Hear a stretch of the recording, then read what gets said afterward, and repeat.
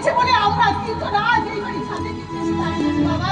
তাই তোমাকে আবার নতুন করে সবকিছু শুরু করতে হবে বাবা, তোমাকে নতুন করে সব শুরু করতে হবে। শুরু নয়, আমার জীবনের ভূত ভবিষ্যৎ আর সব শেষ হয়ে গেছে।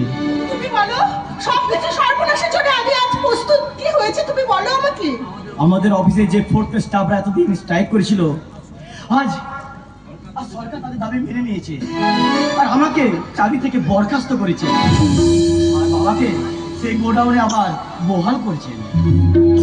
তুমি সর্বনাশ বলছো কেন সুভাষ? কারণ অধর্মের পরাজয় হয়ে ধর্মের জয় প্রতিষ্ঠা লাভ হলো।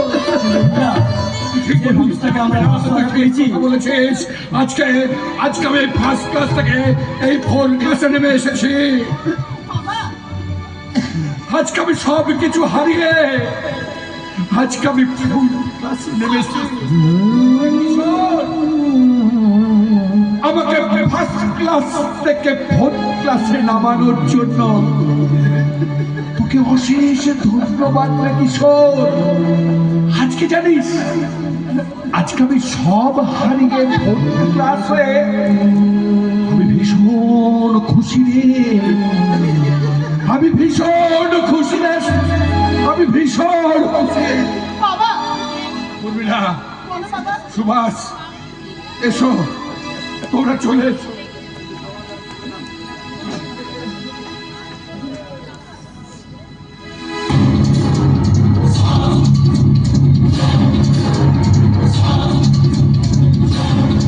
কিন্তু তোমাকে আমি সুখে থাকতে দেব না মিস্টার কিশোর কর্মকার।